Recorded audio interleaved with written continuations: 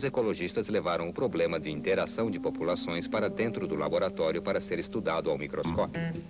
Apresento-lhes o Didinium, cujo nome significa nariz terrível, e com toda razão, pois ele é um predador tão cruel quanto qualquer um existente nos filmes de ficção científica.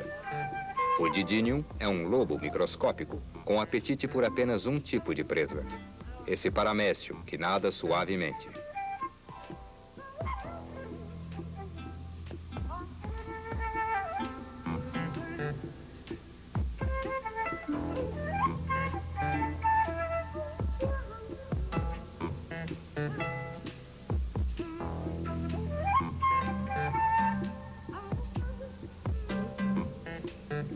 Essas cenas, fotografadas em tempo real, mostram um terrível exemplo de predação. Um predador engole uma presa maior que ele. Em 30 minutos, pegará mais uma, e depois, outra.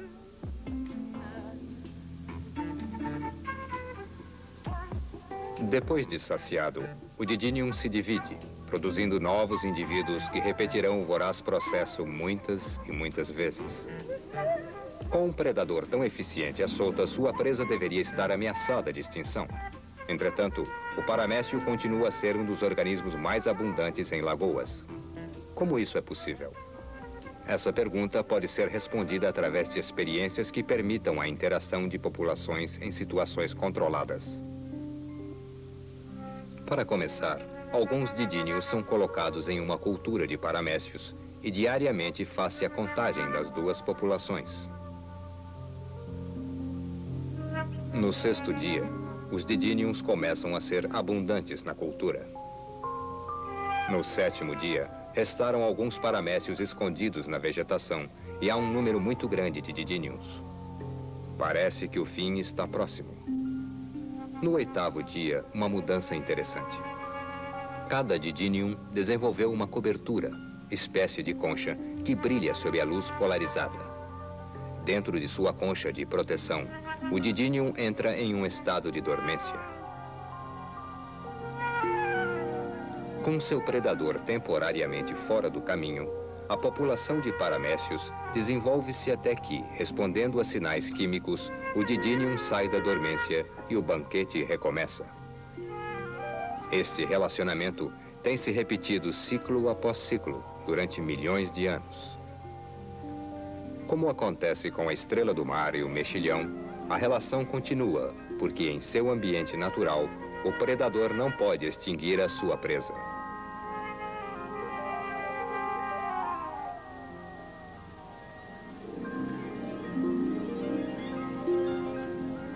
Entretanto, se a cultura de paramécios for feita em um recipiente limpo, num ambiente simplificado, sem vegetação microscópica ou esqueletos de peixes que sirvam de esconderijos, o didínium consumirá totalmente a sua presa.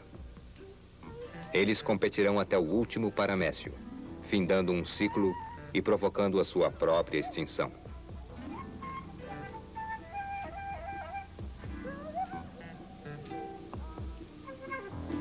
Somente num ambiente complexo que tenha esconderijos e organismos que os protejam, o paramécio e o didínium podem coexistir.